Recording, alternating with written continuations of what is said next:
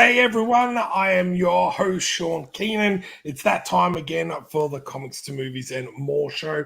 If you haven't already, please hit that subscribe button and smash that notify bell. We are trying to get back on schedule. I've got my little girl slowly working on a night room, which is fantastic.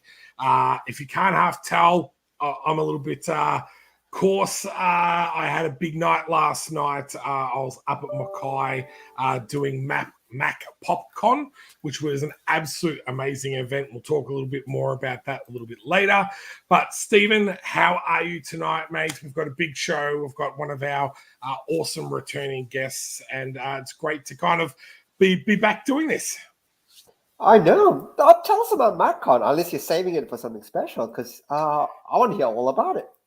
Yeah, no. So back in 2013, Mackay, a regional town in northern Queensland, they had a small convention called Sugar City Con, and I did that one back in 2013. It was fantastic. It was a tiny, small town, but a bunch of nerds and people that love pop culture, and it was a great event. But unfortunately, the mines closed down in the town. It went through, almost like a recession type thing, and then COVID hit, and they literally haven't had a convention for about 6 years now, they were saying. So they've restarted it up. It's a community run convention. The really impressive thing is they've pretty much been able to get this up off the ground and run it within a month of really? getting council approval and all that type of stuff.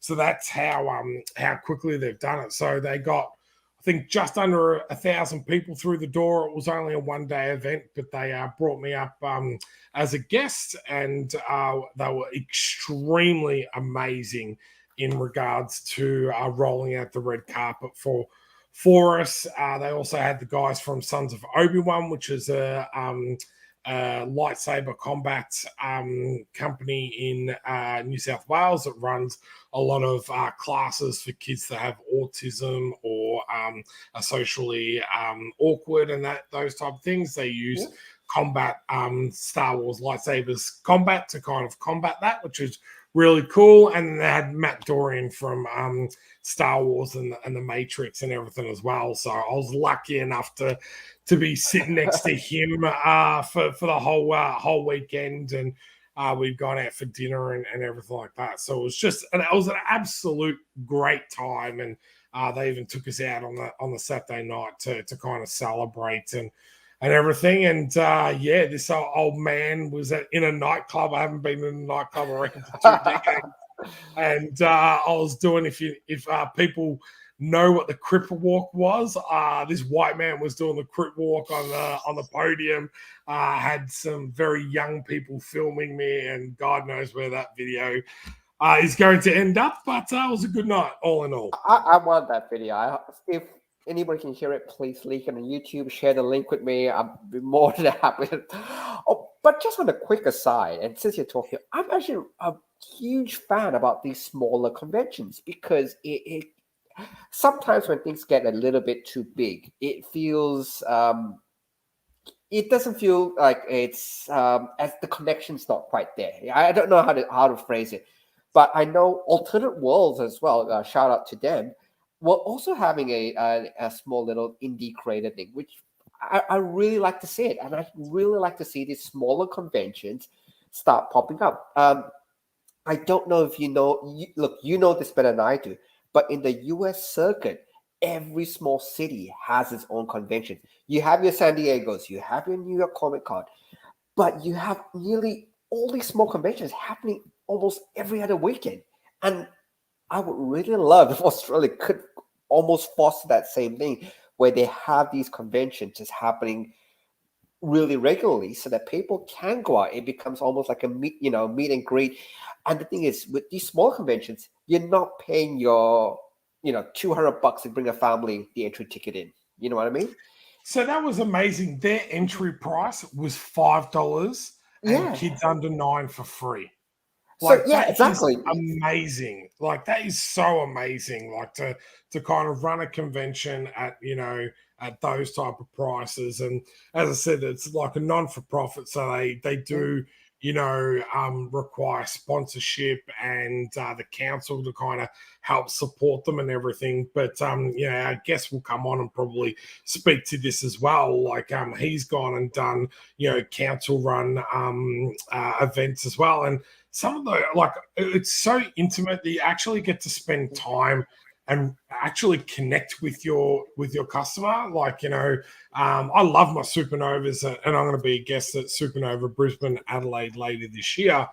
But sometimes it's hard to be able to give everyone the attention they deserve because you're busy and there's so many people around. So you're serving that person, and then you're serving the next person, and so on and so forth. So even like Matt Dorian was saying that he could literally just sit there and have a chat with people and talk about his love for the Matrix, his love for Star Wars, and what he didn't like about the new Matrix, and what he thinks about where Star Wars is going.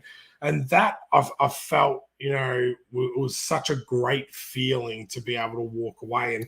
And the one thing I've never been a part of that they've done at this convention was a sensory hour. So they actually opened up an hour earlier for people that couldn't deal with The big crowds and stuff. Yeah. like crowds, loud noises, all that type of stuff. And that was phenomenal. So to be able to give them 110% your attention and give them an experience for that hour, I thought was absolutely amazing as well. Yep. Just on the last on this topic, and then we'll you can I will check with the chat and bring the guest on. Is in New South Wales as well. I don't know if you've heard, but New South Wales, the libraries in New South Wales are really, really supportive. I know Manly Council has it. There's the Comic Conversation that happens with Ashfield, where they partner up with basically about 7 other council regions. It is fantastic. And like I said, there is going to be a place for the big conventions. Those are the huge, your epics, the ones that people enjoy, they look out for every year. But I like the idea of having these big ones and then the smaller conventions just peppering out the year so that people it's not, you don't want it to be there's only one Supernova or one Oz Comic Con for your city and that's it. You want it to be there's council events, there's this. So anyway, that's probably a quick aside. So just to finish this off, we've talked about the smaller con. Now, there is one major convention really that everyone talks about, like, is the one that they want to go to, and that's San Diego Comic-Con. Now, tickets went on sale this morning, and I'm happy to say that I got 4 days. I will be going back for 2023 San Diego Comic-Con. So I'm super excited to be able to... Or just enjoying yourself? At the moment, I've just got tickets enjoying myself, but there might be a little announcement down the track on maybe something I can swing, but that's for another night to talk about. So, but we're here tonight. We're going to talk about a very cool movie. Our guest always seems to pick the really cool movies to talk about. So welcome, everyone, the creator of The Talking Bread, the Apparition. He is also the man behind the Halftone Productions, the Halftone Podcast, a graphic designer, and a good friend, Kieran Jack. Mate, how are you? Hey guys, welcome. Thank you for having me on the show again. I hope I did your intro good, mate. I'm trying to build it up there. I'm flattered. I'm gobsmacked. I don't know what to say. But that, it's all true. Thank you very much. And thanks again for having me on the show. No problem, man. So we were talking about the small cons before. Now you've done like a Comic Gong, and there's also is it a Goulburn one that you've done before? You've done Shepparton, I think, as well.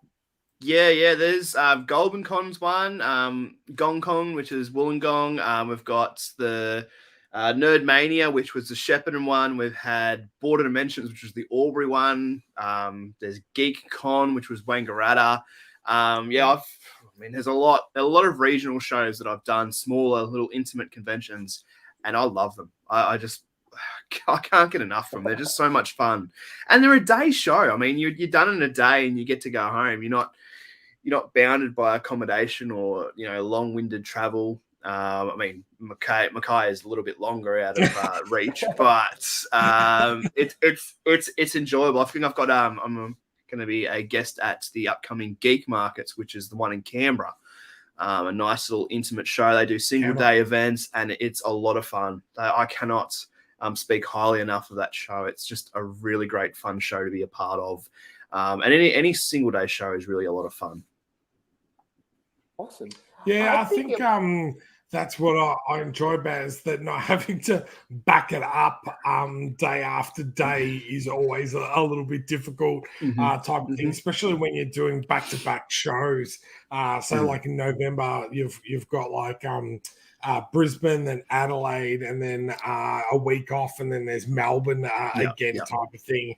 So it's like it's a lot. So to be able to squeeze in a day one that you can drive to, like I've done a small one in Ballarat before, and I was just like, I took my parents down and my little girl. They helped me set up. Then they went away and had like a cup of coffee and all that type of stuff. It was done by like 4:00 in the afternoon, and then we went and had dinner on the way home and everything. It was like, I got my little, pop culture hit, but I got to also be able to do a little bit with my family without it taking my whole weekend away from the family. Because I think sometimes that's what people don't see on the flip side of being a creator is a lot of the times is taken away from your family, traveling and doing all these type of shows.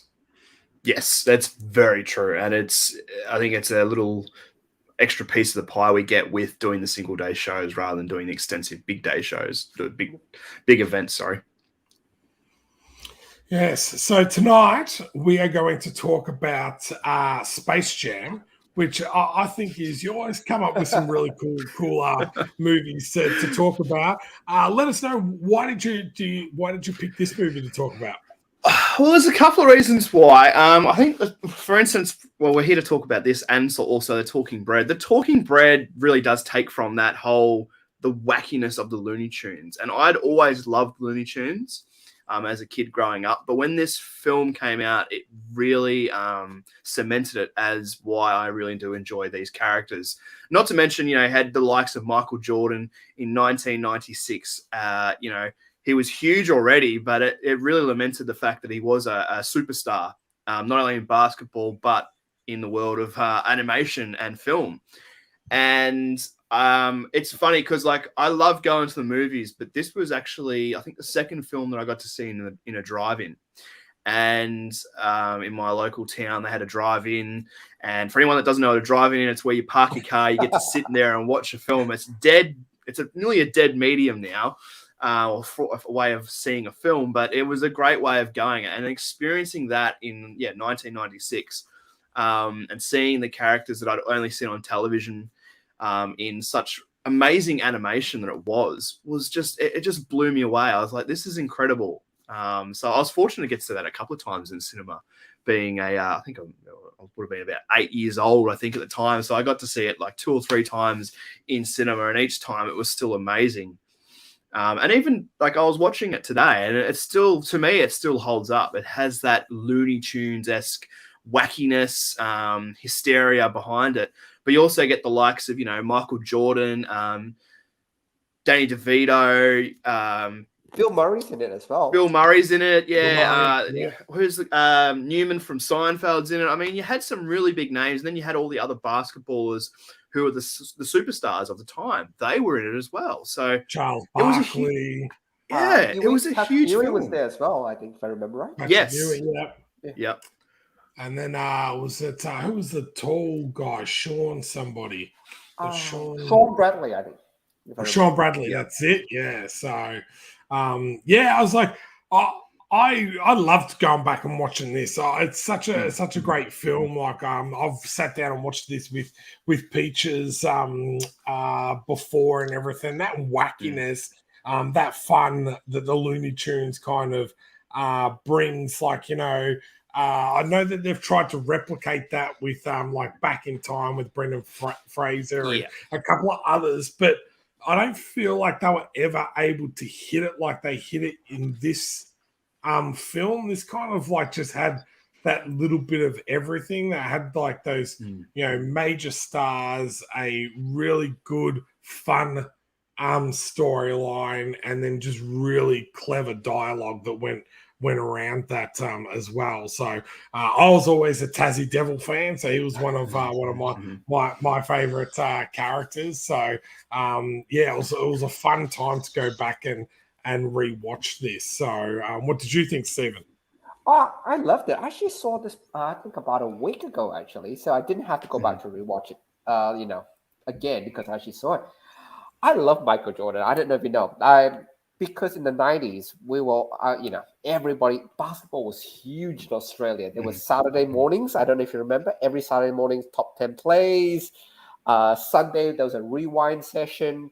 And they were basically in the news, if you remember it. They were actually giving NBA scores out as part of the 7 nightly news. They were actually saying this happened.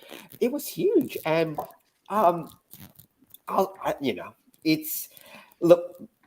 I'll spoil a little bit for you guys. Michael Jordan is not a great actor. I'm really, really sorry. He's a bit wooden and stuff. But he didn't need to be. And he played into that a lot, actually. I'm going to drop some shade on LeBron. I'm really sorry. Any LeBron-like people who are out there. LeBron tried to be an actor. Michael Jordan didn't bother. He's like, you know what? I know I can't act. I'm just gonna do me. But LeBron tried to act, like with the emotional beats with his kids and stuff like that. And I'm really sorry, LeBron. You should just have played into the wackiness, played into all that. When you tried to make it serious, it didn't make the second film. I'm really sorry. What's your thoughts on it, guys? I agree. I think that him just being him just made it very genuine. Rather than going, I'm going to try and hit every line perfect and be this, perfect actor type of thing. It was just like, I'm a basketball player. I'm not an actor. And this is kind of, also played into the storyline. It's like, I'm not used to being in this wacky world and all that type of stuff. So I think it actually helps the storyline more than anything else where, New Legacy, I just kind of was like, it's just didn't kind of feel, have that same feeling, even though they tried to make it about family and everything like that. I just was kind of like, nah. And they did one thing which broke my heart. New Legacy did something that, I don't know if, look, Kieran, I think you know this as well. Space Jam, the website, has stayed static for close to 20-something years. I'll try to get a cache thing and I'll send it to Shaun so he can bring it up. But it was the most 90s website. It had little pop-ups and it was a perfect encapsulation of a 90s website. And they didn't change it for almost 2 decades. When New Legacy came out, they changed the website. And it broke a lot of hearts. I'll try to get you the link. I'll start digging around the link. But they changed the website. Yeah, So I know what you're this is talking not about. the- Yeah, That's not the website. That's it. That's the old website. I'm like, that's as perfect. 90s as you can get. Like, That's exactly. That is the perfect 90s website. And when New Legacy came out, they decommissioned it. I just when you were saying that, I quickly Googled it, and they're saying that there was an uproar that I got put down that they've put it back. They've put it back up, and they've done New Legacy as a spin-off from this actual this site. And I was like, how cool is that they've gone and put that up? So because I can remember, like, this came out in 1996. So for me, I was in in high school, I was in year 10. I was like everyone was a big Chicago's fan. You know, they were the best with them. But I was a Seattle fan. I was a Supersonics. So I was a big Shaun Kemp. Yep, Shaun Kemp fan. So one of the best dunkers I reckon I've liked and everything. But yeah, I remember collecting all the basketball cards. You know, there was all the rookie cards and all that type of stuff. And that was weird. It was kind of went to the late 90s, early 2000s. And here in Australia, like basketball, just like the NBL went like almost bankrupt and it kind of never had the same feel or anything like that that again. So yeah. I mean, this film in itself was a money-making machine for Warner. You know, you had everything was merchandise to this film. And, you know, Looney Tunes have been around since the 1930s, probably earlier. I'm getting it wrong, but they've been a constant in the zeitgeist of people. And then to come back in such a medium and basically blow the box office like it did. And then also, you know, the merchandise. I mean, you had Tarzos, like Shaun, you mentioned basketball cards. Tarzos were big at that time. And I've still got them, the Space Jam Tarzo folder with all the... Oh, do you really? Yeah, I do. I'm just trying to think of where it is right now. I'm in the studio. I'm like, can I pull it out really quickly? Give me a second. I'll go. Man, I'm gonna have too much fun on this website. I'm like, this is like, what was it? It was a Dreamweaver back in the day that you used to yes. That's what it looks like. Hot dog. This website. Do you remember Hot Dog? Or am I showing my age? Yeah. No, I remember it. Yeah. Look at the blinking icon. The blinking icon. How awesome is that? When you're on the page, the icon blinks. I'm seriously adding this to my favorites after the show. Like, oh, there you go. Hang on. Let me. So I've still got it. I think there's a couple. Book and everything. Yeah, man, I was big on it. You know, album. You got all the Tarzos in there. Oh, 3D ones. Do you have all of them, or are you missing any? Nah, I think I'm missing a couple of them. I came pretty close. They did like 2 series of them. And that's like completely full of. It has Looney Tune ones in there too. Like I've got Looney Tunes in there as well. But that was huge. Like that's part. You know, it's swept. I reckon it swept the market. It's disappointing they don't do that anymore. Well, I can't believe Mandeep has said that he's never seen Space Jam. So I did see he put this comment, and I think he jumped off as soon as he put this comment on there. So if you're still watching Mandeep, let us know that you're still there, mate. We won't hang it on you too much. So yeah. Sansa has the folder. There we go. I had the folder and the collector coin that came out with the video. Wow.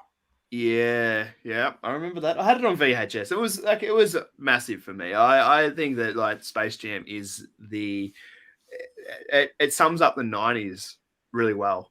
Oh, there you go, man. He didn't jump off. He's on there. You have to watch it, mate. It's look, I think if you watch the HD version or anything like that, the actual, you know, graphics are not too bad. Like they've aged a little bit, you know, type of thing, which what you would expect with something that's almost 30 years old. But yeah, I still loved it. And I don't know whether that's, and it'll be interesting. And Mandeep, if you do watch it, I'd love you to give us your thoughts next time on the show, because I wonder if it's sometimes when you watch it, because again, I'm going to get myself into trouble. And, you know, I talked about The Princess Bride and everyone's like, oh, that was great. And blah, blah. It was great. But I watched that, you know, what, 3 or 4 decades later, and I just didn't have that same feel for it. And it's probably because I didn't watch it, you know, before then. So it'll be interesting to see what someone that hasn't seen it, what they kind of think about it type of thing. So but in saying that and talking about 90s stuff and everything, or 80 90s stuff, I can't wait for the new series of Willow.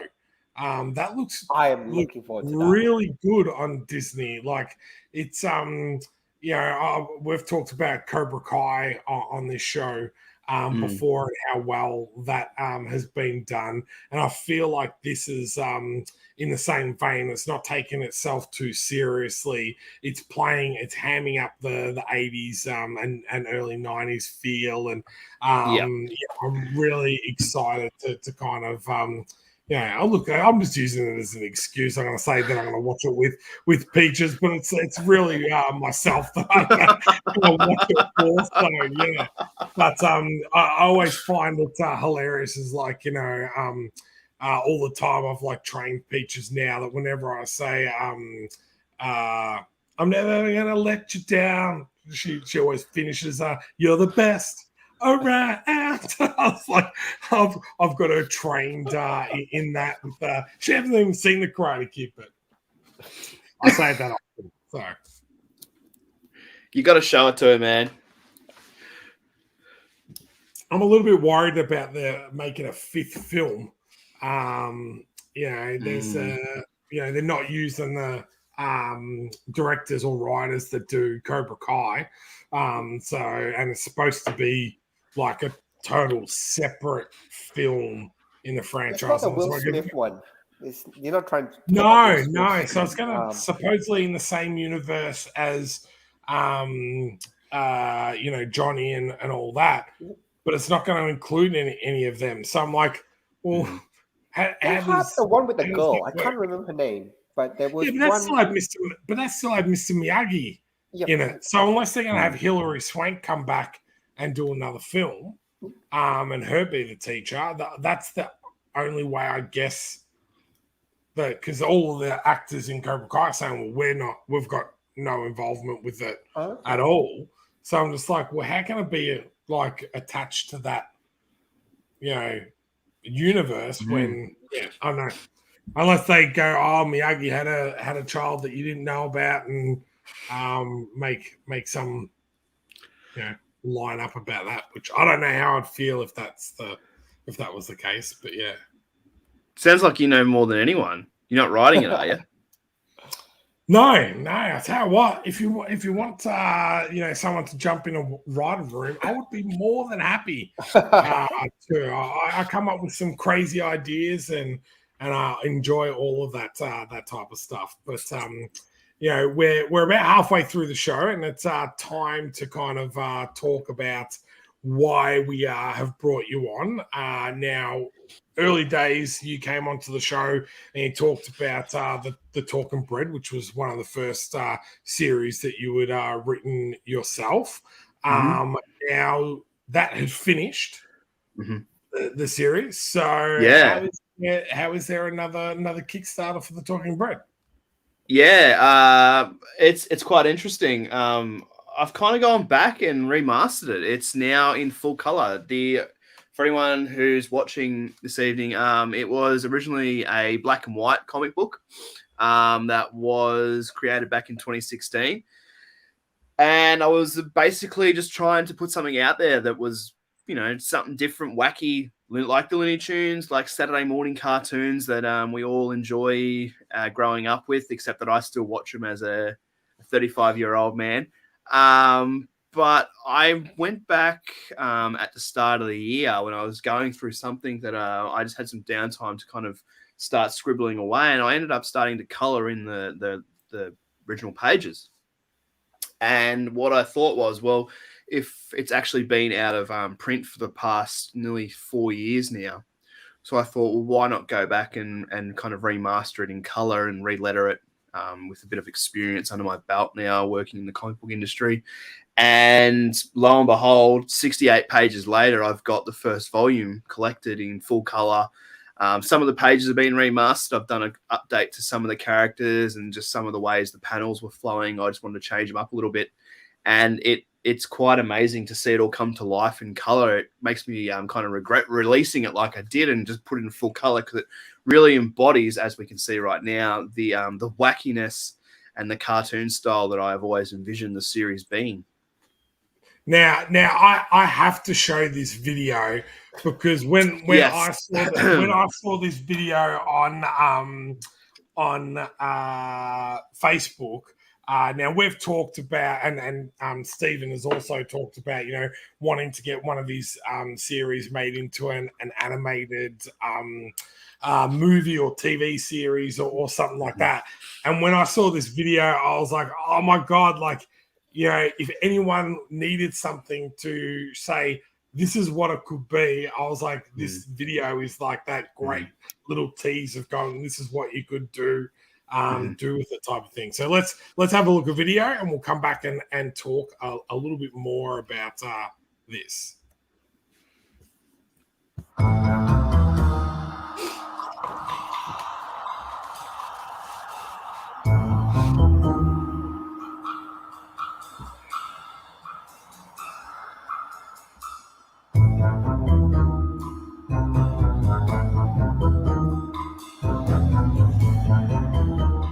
We are alive! I can't breathe. Ow! None of us can work bread.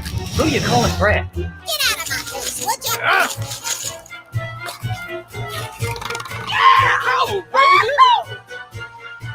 Time to paint the town bread!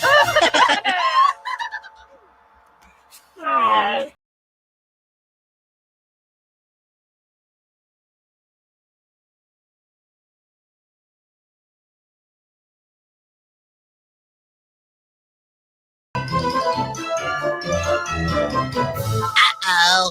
Looks like trouble. Run! Who the hell are you? Well, aren't you precious? I could just gobble you up. With my skills, I will become the greatest master baker in the world! I'm out of here! See ya! They won't escape my latest creation! In the atomic toaster, time to fry! Boom! And just where do you think you're crumbling off to? As long as we stick together, you won't get us. Find them! I'm telling you, you're messing with the wrong guy. Well, what do we have here? We are unstoppable!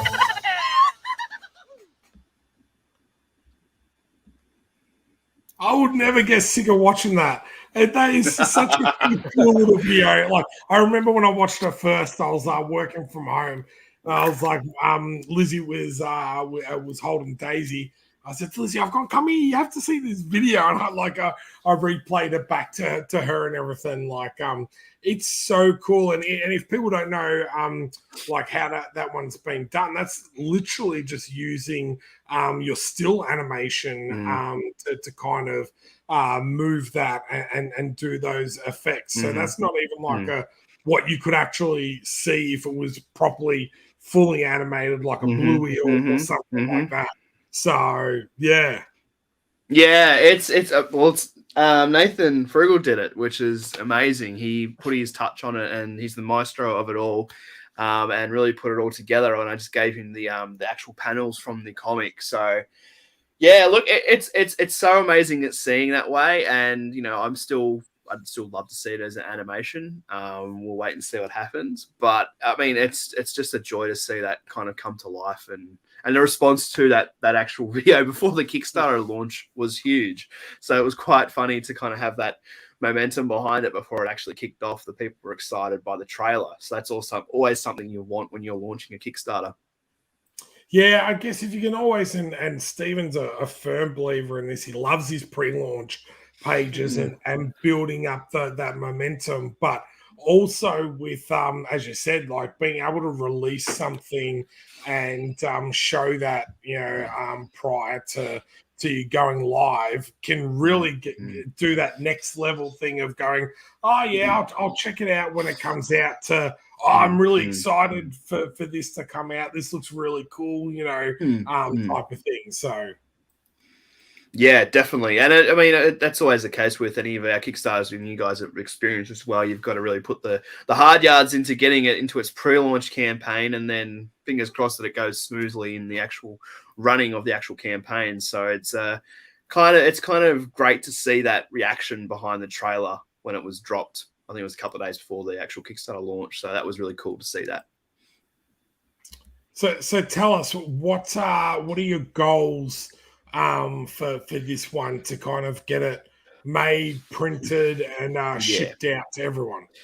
Yeah, look, the idea is to bring it back into print. It's been out of print now for 4 years, nearly 5 years now. So I think going back to it and remastering it the way I have, I've got a printed copy here from Baden at Jeffrey's Printing, and seeing it in physical copy, it's phenomenal. It's completely different to watching it on a screen when I was digitally coloring them.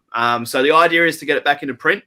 So we're going to Kickstarter asking for 4.5 to obviously pay for printing, extra printing on top of that too. But we've got pins, stickers, as usual with all our Kickstarters. We always go out big time with merchandising, shipping as well on top of that, and just trying to get it back into everyone's hands again. It's been a long time since I've done it. It's kind of ignited the spark, I guess, for the Talking Bread. I've been away from the Talking Bread for nearly probably about 5 years now, 6 years now, and kind of going back to it has kind of reignited my love for the series and the wackiness and the cartoon emphasis that I always had in it. But having it in color again has kind of reinvigorated me. I've written more stories for the series. I do have more planned in the future. The next volume of the story is actually completed. I've already got that ready to go to print in early 2023. But the idea here is just to basically get it back out into an audience in a whole new way. Like, this is my first, I've produced a couple of graphic novels now, but this is my actual first graphic novel that I'll be releasing. So it's a bit of a new format for me as well. So that's what I've really enjoyed, going back and trying doing something different rather than just releasing a single issue. Hearsay.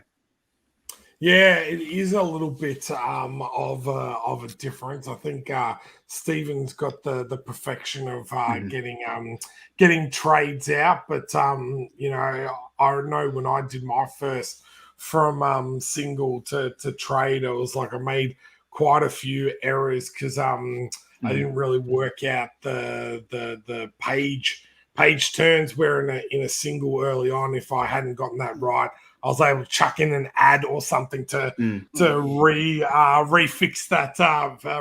that up. So a lot of the times Stephen was like, "Oh, you need to go back and add a page or something in there to fix the flow up there." So. The other thing is there's the odds and evens as well, and I think we're coming into, because you lose a little bit extra on the binding, so everything is slightly odd. Like, I think every odd page is shifted because odd is shifted right, even is shifted left. It's one of the 50-50. You just try, but but it's minor. It's really minor once you get the hang of it. A trade it's basically a normal issue. It's just the shiftings left or right. Yeah. So what are the packages that you've got that people can check it out? Now I'll add the link in the into the comments. So if anyone wants to check it out, they can click on the link and everything. But what are the kind of packages that they've gotten? Any kind of unique thing that you're offering with this Kickstarter? Because I think that's sometimes the hard part when you've run a few, is trying to work out what you're going to kind of do a little bit differently. Yeah, and that's the kind of thing coming to this one. It was the kind of I think I've overcated for the amount of rewards that you can get, but I do want to make sure that everyone has an opportunity to get some stuff. So, for instance, I'm offering the anthology series we did 4 years ago with a heap of other Australian creators. They wrote some stories and did some illustrations, little stories that take place inside the world of the Talking Bread. So that was on offer. We've got the variant cover, which is a bit of a homage to the 1930s rubber hose animation. So that was a really fun cover to create. That's a variant cover that we're doing. It's exclusive to 25 copies, I think we're allowing. So they're being snapped up very quickly. We've also got the bundles with the enamel pins. Everyone loves the enamel pins when we do them in our Kickstarter campaign, so we've done it again. You've got sticker packs. You've got the halftone collection, which is always popular, with containing all the comics we've created over the past 8 years. And then we've got some original art, so you get some sketches. I've done caricature drawings of the characters, which again it's a really great way of getting some limited edition art that I've created of the characters from the Talking Bread. That's We've an got awesome some price too. Yeah. $75 for an original piece of art. Like, yeah. that's a really cool price. Yeah, I kind of want to make it so it's not, extensive for the people that are interested in getting some original art, but probably don't want to pay, the original. I've got original art in this comic, which is the original art pages from the book. That are probably a more high price tier item, and they're also larger as well.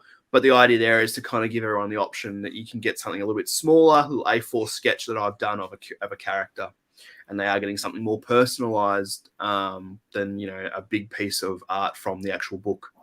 And again, as a cameo, I've also offered a cameo in this one, which is you'll get to be a police officer chasing the master baker, which is a little bit of fun there. Already drawn up, but obviously the person who gets that one, they'll get their face drawn into it, which is always a popular item, and it's really good to kind of get people involved in the actual book as well. Yeah, and I love this that Kickstarter's been probably doing for about 18 months now, is those add-ons where, if there's literally a tier that you haven't created, you can literally go and create it yourself by adding on different things of what you want. Yep. And I think sometimes that's such an amazing thing, because people will be like, oh, well, I don't necessarily want this, but I really want this and this and this. So to be able to add it on in this manner is really cool. So so how long do you have to go in regards to the project? So we've just clicked there. Sorry, got my words together. We've just clicked over the first week. So we're sitting on 35%, which isn't bad. I'm not going to complain. It's still a good start. So we've got 3 more weeks of our campaign. We're looking to raise $4,500. I believe it's doable. We just got to really try and get people involved in it and see why it's different to a lot of other comics. The Talking Bread is a unique series. Again, it's about 18 slices of sentient bread that run amok in the city with their master baker chasing after them. So it is different to your standard superhero type stories that you might find. It is cartoony. It is for kids, but I have been told that it is for the kids at heart as well, which always makes it quite enjoyable for them. They get a kick out of it, I've been told. So that's, just the basics of what we're trying to achieve with this campaign, and hopefully we'll get there, and hopefully it'll be smooth sailing ahead. Yeah, that's awesome. I think Christmas is coming up, so if you're kind of looking for something for a gift for a niece, a nephew, that type of thing, that's always a cool thing that you can kind of reach out and get. We've put the link also in the comments, and when on our YouTube channel will also be in the main thing. So if you're watching this afterwards or during a replay, you can click the link in there to check it out. So so super excited. Going to raise $4,500. We've got 3 weeks to go.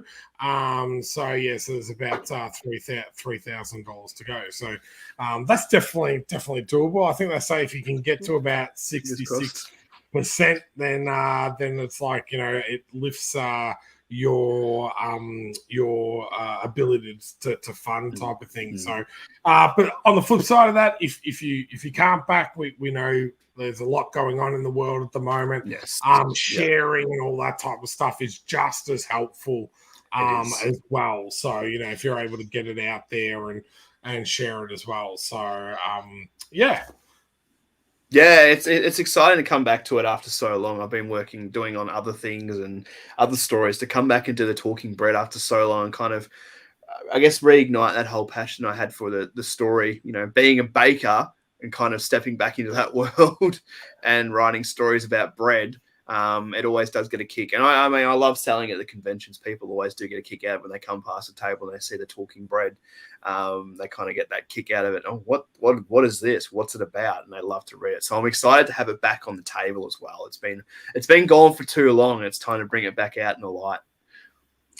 Yeah, I feel like I need to go away and do a series about my time as a call center operator, because working in retention is where people are at their wits end and they're like, I just want to disconnect. Yeah, my service. I can tell you, there's a few decent stories that I could tell about some lovely language, and I even had one time someone meet me at the place that I worked after threatening to knock my block off and everything. But back in that day, I was a little bit slimmer and everything. So when he saw me, he was like, "Okay, well, I don't think I'll do that." But, it's kind of crazy. It's interesting that you're able to use those type of experiences and kind of create a really cool, fun story that you can kind of share with other people. Yeah, it is, and I think they're not based on anyone particular, just for legal reasons. I won't. I'll say that just as a pretense because I don't want to get in trouble.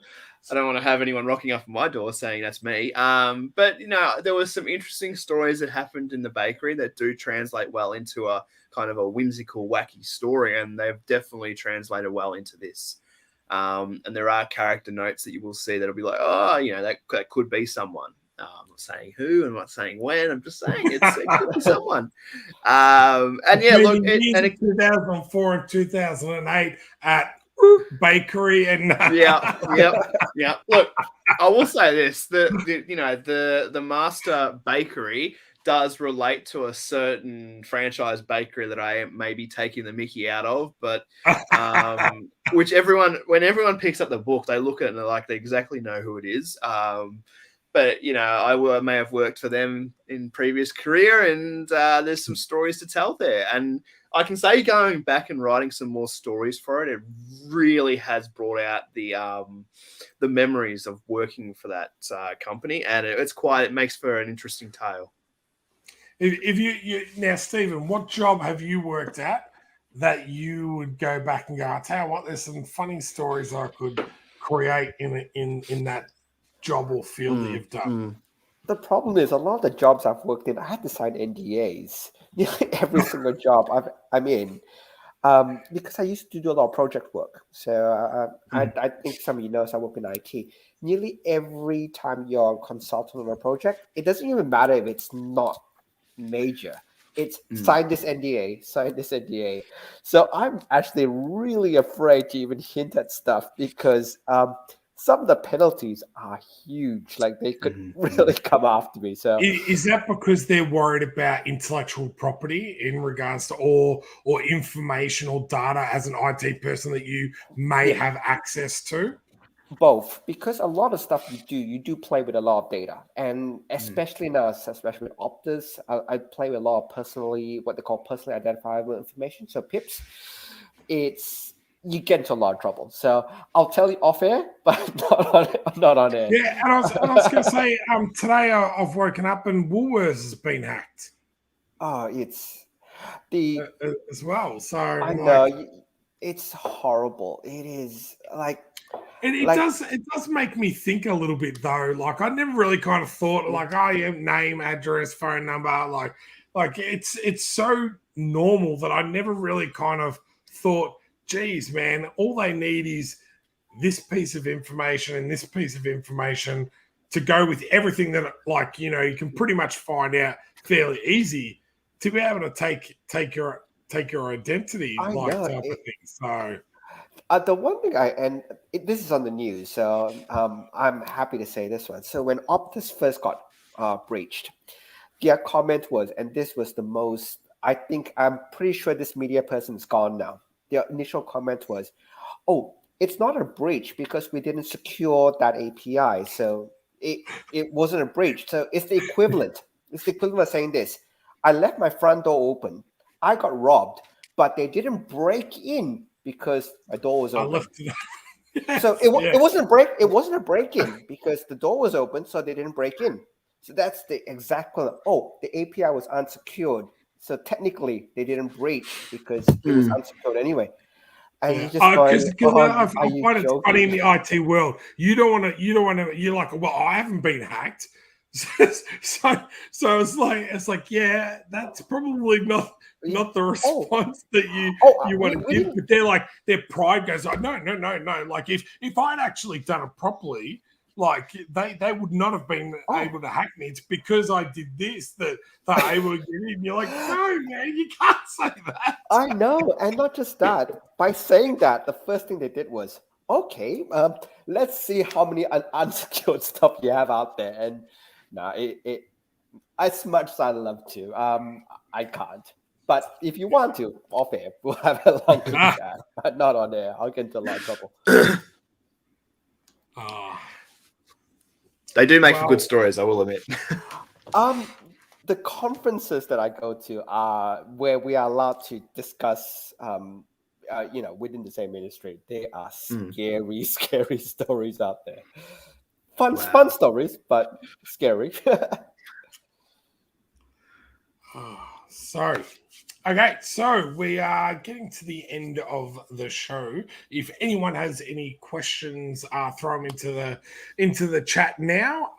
But before we finish up for tonight, what do you have in store in the future, Kieran? So you got this one in 21 days. You said you've got the next one scheduled for an early release in 2023. Yeah. So that's actually, I'm looking at around April for that one. We've actually, before that, once this is out of the, is done, well, it already is done, but once the Kickstarter is completed, I'm jumping into Matt Kine's Wrath of the Curse. I'm doing his follow-up story for that, which is already written. So it's going to be titled Legacy of the Curse. That'll be launching on Kickstarter in February, Kickstarter's ready to go. I've begun the early stages of conceptualizing the characters and stuff. So he's approved the story, which is always nerve-wracking writing for someone else and playing in their sandbox. So that's the next project. And then there's something else that's in the works, but it's still early days. But I can't really talk much about that at the moment, but it is exciting nonetheless. But we'll wait and see. And with Wrath of the Curse, is that going to be a Halftone Productions book, or is that still Matt's label? It's a bit of a joint thing. Matt's given me the reins to kind of take the story to the next stage. His characters he still owns the intellectual right to them, but he's given me the reins to kind of take them and play with them as I see fit. So I've written a story and I worked with him really closely on it, which was really fun to be able to do because I've read his books and I've worked with him on issue 3 when I did the variant comic. But to be able to go back and kind of see his characters where he left them, because he really did wrap up that story, was kind of like, okay, well, how do I take the story on and kind of tell a new story without, diminishing everything that Matt wrote? So it was really interesting to do that. And kind of, there was a couple of phone calls where we're just, phone hookups, we were just talking about how this could play out. How do we kind of function it to kind of play into his world and how he wrote them. And he was quite open to it. He basically gave me as much freedom as I wanted. And I've kind of changed some things in the past couple of months because I've kind of thought about him a little bit more and gone back and said, oh, hey, would this work? And he's given me his full blessing on it all. I am dragging him back into it a little bit because I've written a short story that will be kind of the epilogue for the story itself. And he's going to illustrate that, which is really cool to have him back on board for a little bit, even though he thought he was kind of set it aside because he's got a lot of phantom work on at the moment with his own stuff. It was kind of funny to see him come back and kind of play with his own toys again because he's kind of done with that. So, the weight of the world's on my shoulders now to make sure I live up to the legacy of the Wrath of the Cursed. Yeah, I think it's always fun when you get to start working on these projects, but then the pressure goes up a little bit as well. When it's your own stuff, it's like, oh, if it fails, well, it's all on me because it's my own work and everything. But when it's someone else's, it's like, oh, okay, I really don't want to kind of fail here because then I'm going to let them down and all that type of stuff. But I'm sure that that's going to be absolutely amazing. And while we're talking about launches, next week we are going to be talking about the new launch of Aquila. And keep an eye out online. We're going to announce through the Kickstarter first, and then online a launch with Dan Furigal. So Dan will be back on the show to talk about everything Fractured Shards, what's been going on, and to also talk about Aquila, which is the new spin-off graphic novel within the Fractured Shards universe. Well, there, almost got through the show without fumbling. So super excited with that because we've got an awesome creative team with that. It's been in works for quite some time, and we're just tidying up the last couple of packages for volume 2, and we're quite a decent way in onto volume 3 for Fractured Shards as well. So and how's everything over in Wordsmith? You're finalizing Wordsmith 4, is that right? Yeah, look, I'm trying to get the digitals out by next week. So just some editor passes through it. So we're powering through that. The other big one would be the printing. So I usually give about 2 months. If I get really lucky, I can start shipping before Christmas. So my target was basically to get it early next year. So that's still on track. Yeah, fingers crossed, no paper delays and all the rest of it. That it's affecting the world. So, but if all goes well, Paper. I know it's no scary. paper delays or any more increases in paper. Jeez, mate. But if it all goes well, fingers crossed, I can start shipping over Christmas and get it out to you guys as quickly as possible. Sometimes get quotes back from that printing cost, and I'm like, oh, is it gold lace? Sorry, I'm trying to work out why. But yeah, it's just hard to get a hold of like a decent amount of paper, especially if you're going to print like a fair whack, and you'll find this now, like when you're printing 80 pages per comic, or even 64 or whatever, it's a considerable amount more than your 22 to 32 with your floppies type of thing. So yeah. But thanks again for coming on the show, mate. We really appreciate it. We wish you all the luck with the Talking Bread, and can't wait to see what else you bring out. So thanks for being on, and Stephen, as always, mate.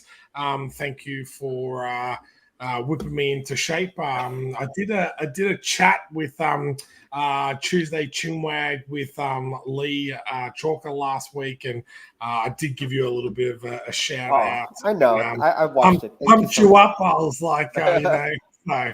But I appreciate you always giving me your time, mate. And to everyone else, thank you for watching. Again, if you haven't, please hit that subscribe button and smash that notify bell. And we've got 2 shows next week, which will be a live launch as well as our normal show. So keep an eye out for those. And until then, stay safe, and we will see you next week.